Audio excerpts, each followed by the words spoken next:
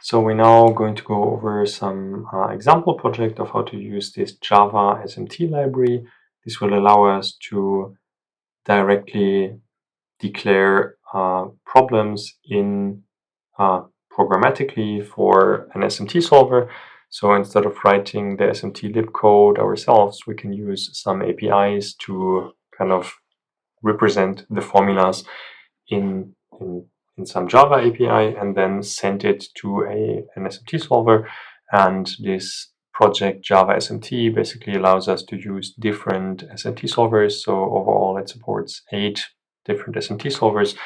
We're now going to use a Java-based one. This will allow us to run it on all of the different computers that we have without running into trouble of, let's say, getting binaries for an M1 processor. So if you want to use maybe some native implementations of SMT solvers like Z3, then you can have a look at this tutorial where I copied some of the configuration files from. So I simplified it a bit further so that we only have dependencies to the Java-based SMT solvers and that everything should work out of the box without any problems. And you don't need to configure it because we're not using any native binaries. But basically, this thing also supports Z3, but it is completely transparent which solver it uses in the background. As long as you have the right libraries, you just change one line and tell it to use Z3 instead of the other solvers, and all the rest, how you represent the SMT problem, this stays the same. So that's quite nice. And yeah, there are 2 examples that we saw already in the lecture, and I'm going to go over them just so that you can basically get the match of how we did it in SMT lib format and Z3 and how you can do it in this Java SMT. So first, I'm going to get this project. So you can either download it as a zip file, or what I'm doing right now is I'm just going to clone it. So if I need to do any changes, then I can do them right now. So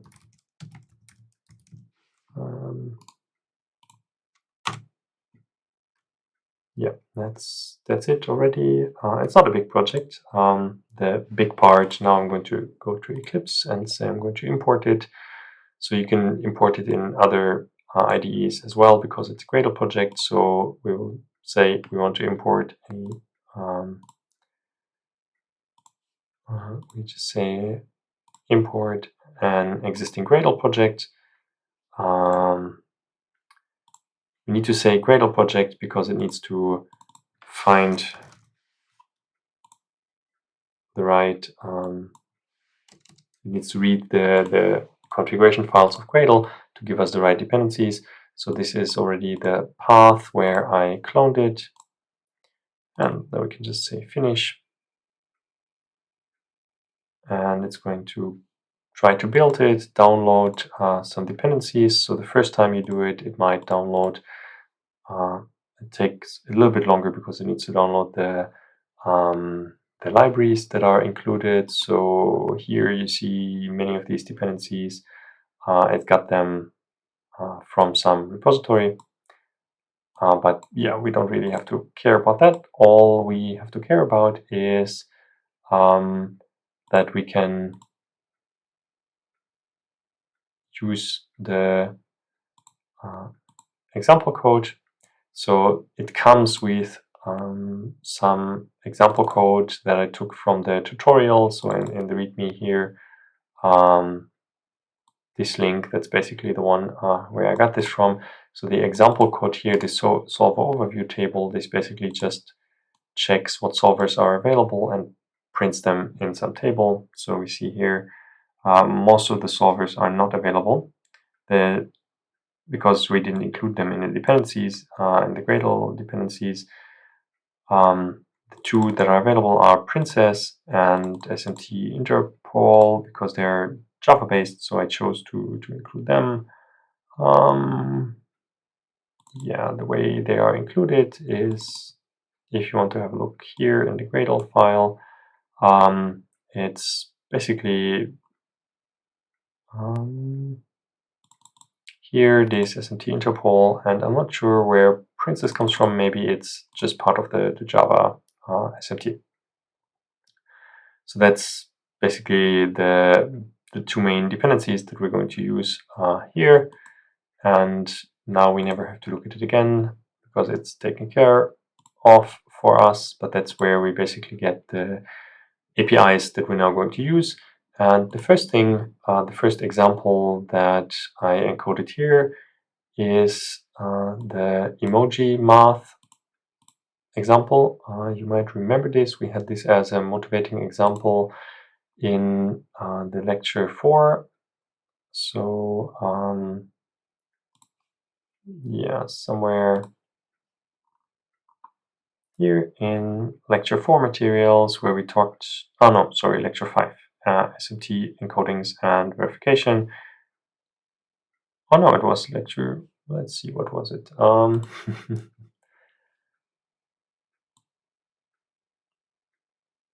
SMT, well, one of the lectures.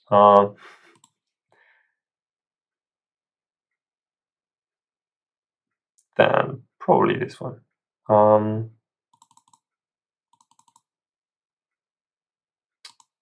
Yeah. So basically, the idea here was that there are symbols. We represent them with variables, integer variables. Then we do these operations. We declare all of these as constraints. So one constraint for every line. And then there is some unknown here. And we ask the SMT solver to give us a model. And the model will have assignments to all variables. So all of these symbols will represent some fixed integer now when we have a model, and then also the question mark thing will have a model. So to encode something like this with Java SMT, we first need to, this is very similar to SMT lib. So we first need to create the variables, but there is some, let's say, setting up of the API going on here. Whenever you want to use this Java SMT, just copy these lines. Very likely you don't need to change them if you just want to solve some simple SMT problems. This line is actually the one where we select the solver, princess. You see that there are other solvers, but if you select other solvers, you would need to make sure that you include in your build Gradle the corresponding dependencies. So here SMT interpol would be available, and princess would be available for us right now, but SMT interpol doesn't support, in this version here, division. So we can't use it for solving our emoji puzzle, because there we're actually using division here. Now, how do we now translate this into the corresponding SMT problem? So you remember that when we did it with SMT lib, we declared integer variables, right, for these different double rainbow, the rain, the thunder, and the result. The result would be this question mark thing, and yeah, well, that's the rainbow then, that's the double rainbow. And here now we need to also declare these, but instead of saying declare const and give the type here in SMT lib, what we do is we say make variable. We ask the integer formula manager. So there are different formula managers.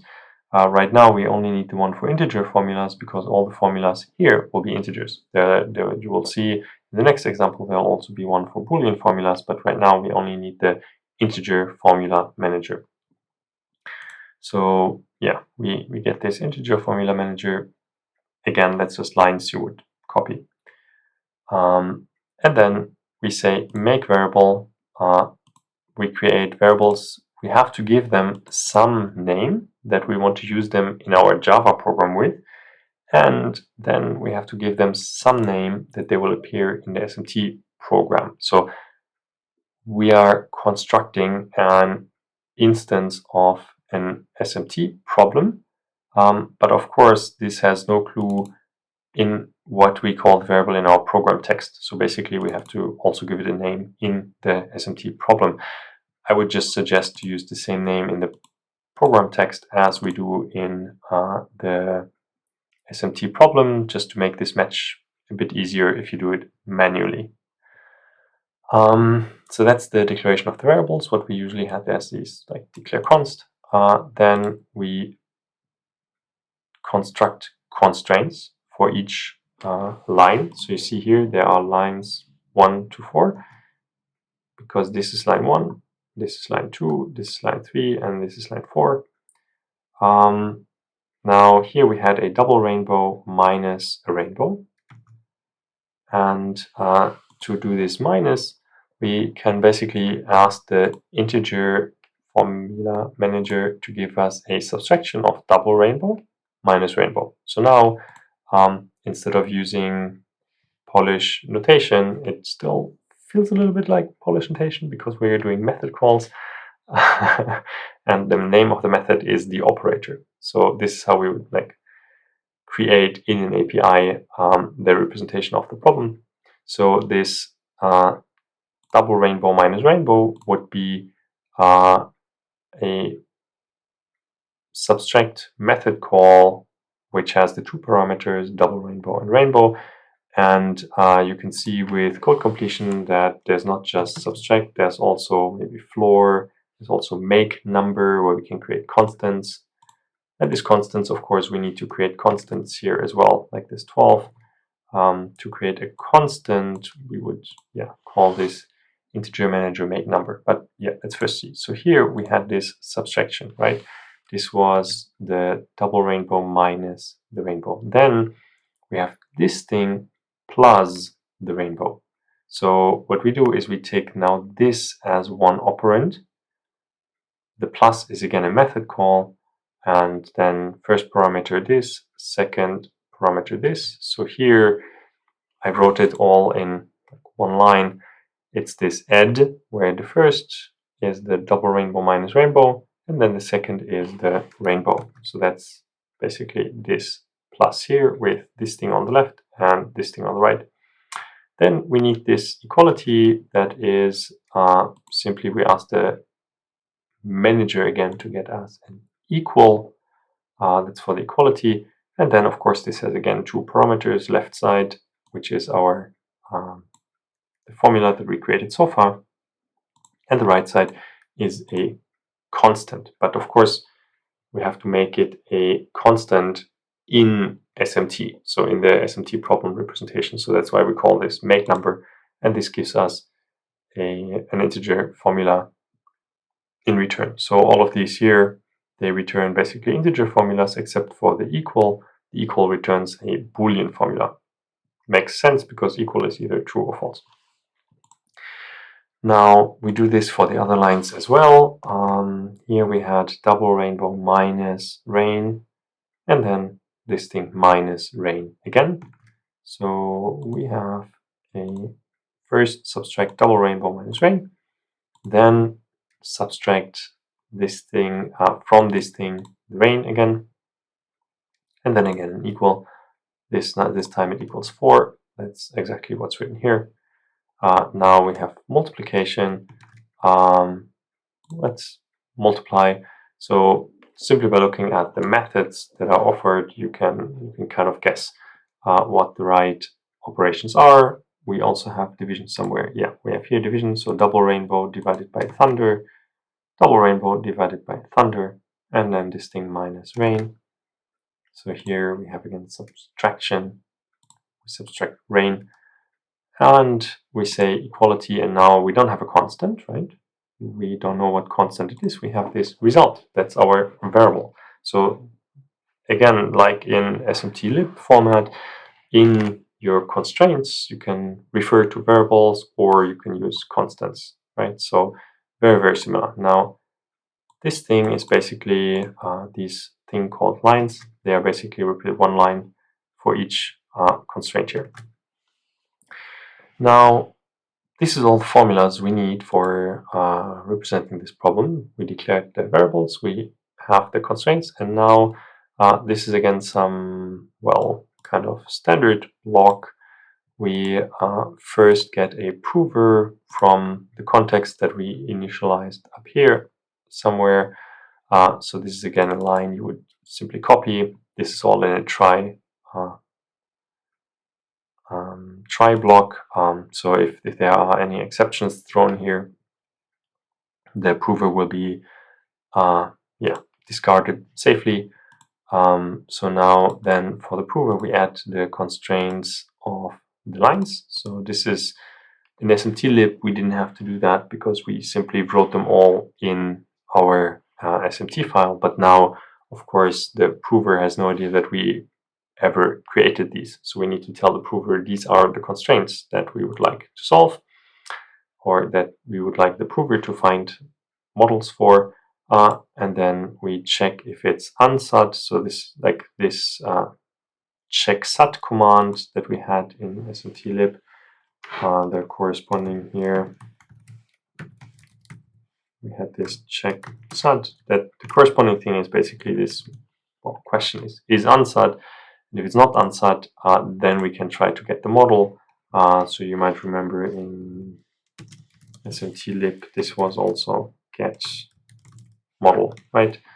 And now I think we're just printing the whole model, but we could also get a value by evaluating one of the formulas. So this evaluate is possible when there is a model. So when we had not is unsat, then we can evaluate this expression here. Well, this expression is exactly the variable result. So here we would get the value of result.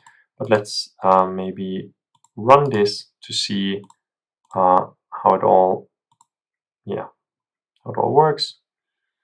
So this is printing the model. So we see thunder is 2, double rainbow is 12, rain is 4, rainbow is 6. So here the model printing even looks a bit nicer than the model printing of Z3, the raw output. And of course we can evaluate specific things like this result variable here, and that would be 2. We also saw that here, but yeah, if you want to programmatically work with the result values, then you can retrieve individual variable values like that. Yeah, and that's already it. Now you could hold it side by side and see if these numbers make sense. So if we plug in those numbers,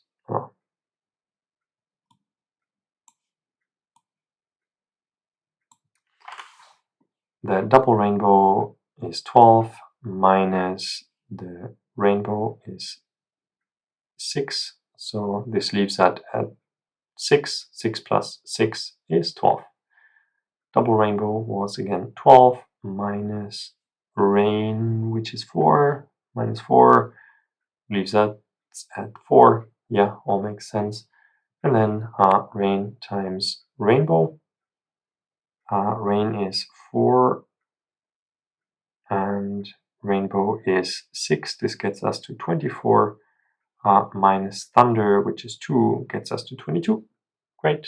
And the rest here, double rainbow, 12 divided by thunder is 2. So the result here would be 6 minus the rain was 4, which gets us to 2 as the result. So this is a solution for our emoji math puzzle. And the main parts that are really encoding the problem are these and this. So variables and constraints.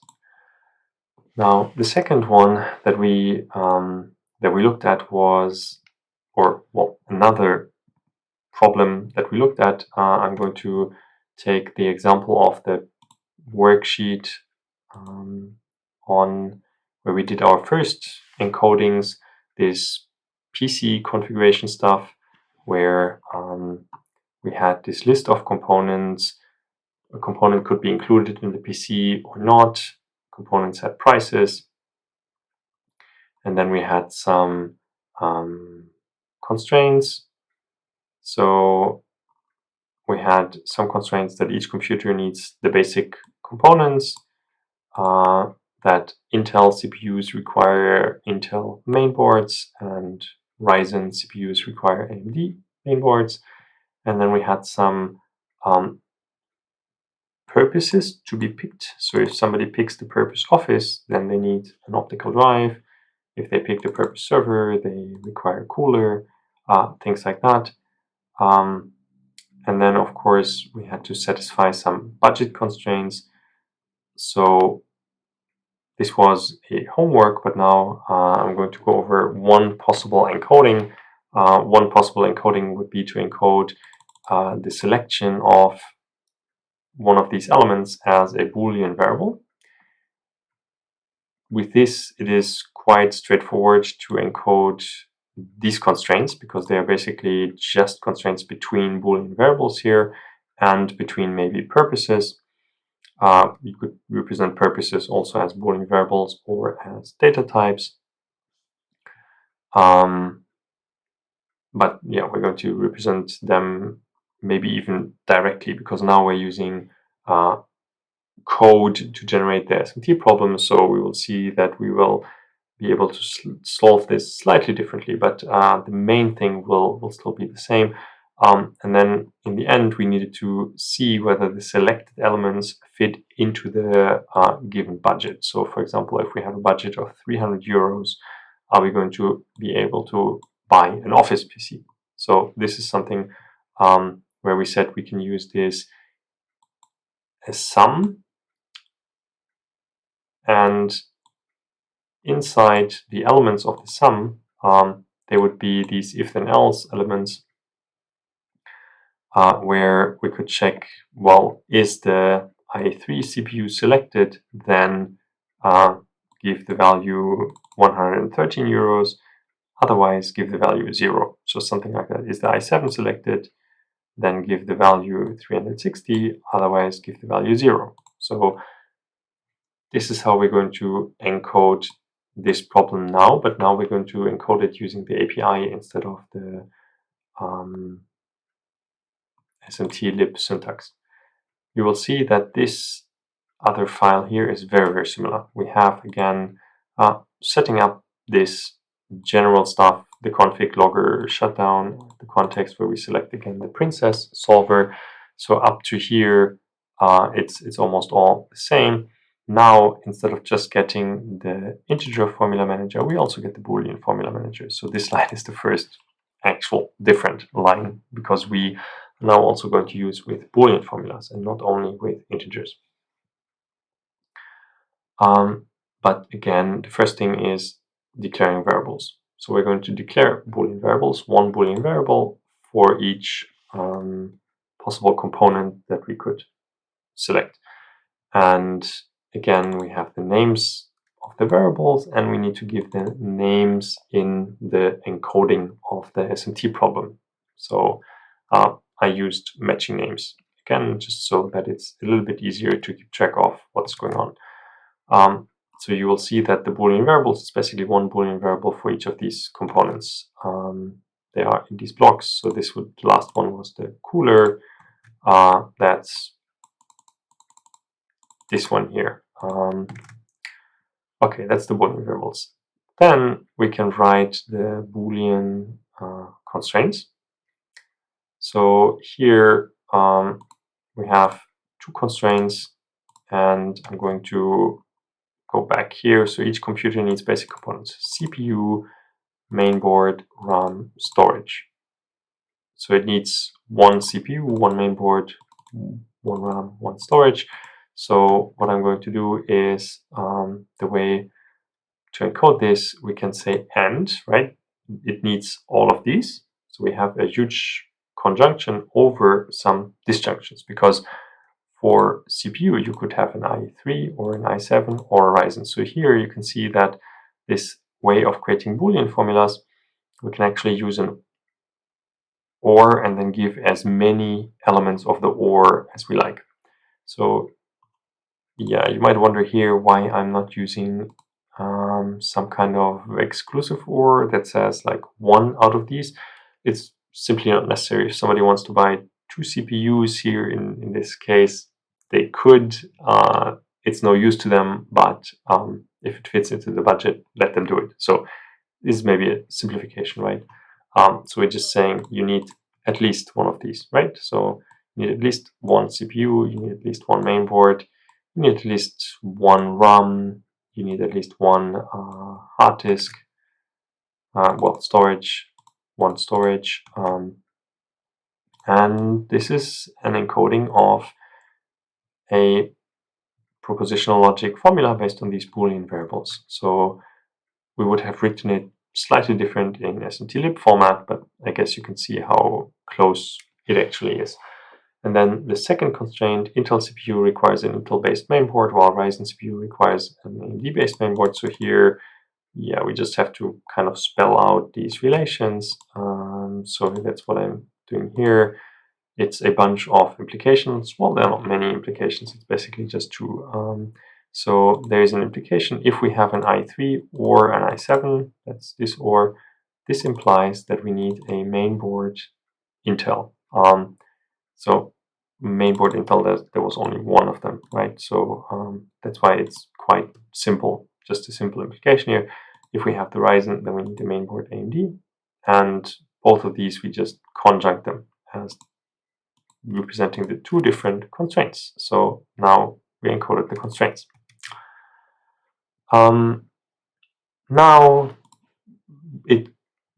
Now we see some difference here. If we, let's say, want to encode stuff in SMT-lib and we want it to be general purpose, maybe we would encode all of these purposes. We might want to have a Boolean variable or some data type that says, is it office use, is it server use, is it gaming use, is it video editing use? And then we would encode the implications based on these selected variables. But now, let's say some user wants us to encode this and they already know they want office use.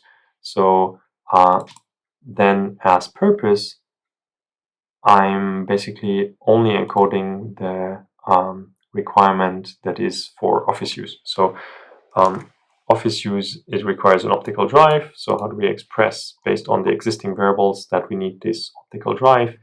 We simply say this DVD drive needs to be true. So yeah, we have this equivalent. DVD drive needs to be true.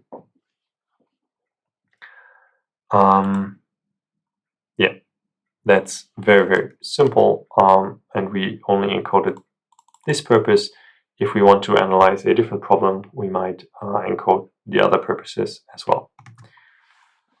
And now we need an integer formula that basically gives us this huge sum. For this sum, I'm creating first a list of elements. So this is not yet in the API of JavaSMT. I'm just creating some integer formulas as a list, because later we will see the way I'm using them. There is a sum function which takes a list of integer formulas. So later I will create a huge sum which sums up the elements of this list, and the elements of this list, they are all integer formulas. And then we will say this thing, the huge sum, needs to be less or equal the budget. So here again we can take a constant as the budget, similarly to the way we encoded the constraint for purpose directly here. Yeah, and now what is actually each of these formulas doing? Each of these formulas basically tells us it's an if then else. So if we select the i3, then this is the integer formula with the value 113, which is the price of the i3 right here. Otherwise, this formula evaluates to 0. So this is you will see all zeros here, because if you don't select the corresponding element, the price is 0. If you do select the corresponding element, the price is the price of the element, right? So that's basically this huge if then else formula in a large sum. So this is very, very similar to this example here. This is the sum, and then we have here an if then else formula, and we could have multiple if then else formulas. Yeah. Then the budget constraint, and now we have a bunch of constraints, right? We have the budget constraint, we have the purpose constraint, we have C1, C2, and these are the ones we need to feed the solver. We need to tell the solver, hey, solver, please solve us, find a model that satisfies all of these constraints. And again, we do this is unsat, which is the same check as like check sat and from SMT-lib, and then we get the model. And here, yeah, we're just printing the model, the whole model, or we're saying that the problem is unsat. So now let's try to run this one and see if we get a model. I'm not sure why it takes so long. I'm sure that maybe Z3 would be much faster. So this solver that we're using here, it maybe takes a bit more time to think. So here we have this encoding then what elements we selected. So all of the ones that are true are the ones we actually bought. So now let's try to hold this side by side again. So in terms of the RAM, we selected the 16 gigabytes. The main board, we selected an Intel main board here. We selected a 1 terabyte hard disk drive. We selected the optical drive, which was a necessity due to the purpose constraint. We selected an i3, I guess because it's cheaper. Yeah, we couldn't select the i7 because we had a budget only of 300, right? And then all the rest seems to be false. So we have a CPU, a mainboard, RAM. We didn't buy a GPU because it was office purpose. Storage, yeah, we have it. Optical drive, we didn't buy a fan, a case fan. Yeah, that's good. Now these are the Boolean variables. Now you might wonder, why is there no price tag attached here? That's simply because we only encoded the price as constraints. We didn't have any number that we associate. We could have created maybe some integer that basically equals to this sum, and then we could read how much we're actually spending. But let's see if we can buy an office PC for 200. Then we run again, and it will tell us it's unsat. So our budget is not large enough. We can check. The cheapest CPU we can buy is this one. Then we need the cheapest mainboard, and then we're already over the 200 euros budget. Makes sense. Now, if we increase our budget, sorry, to 2000, we're going to get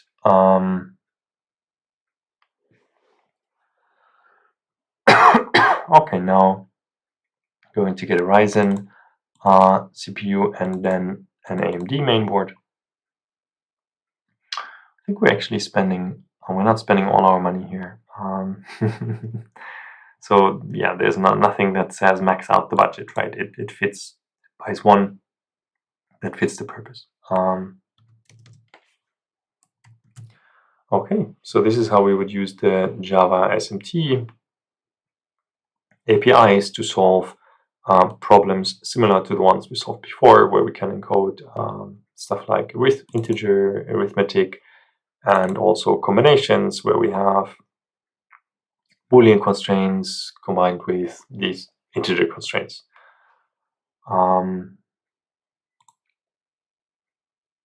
Yep.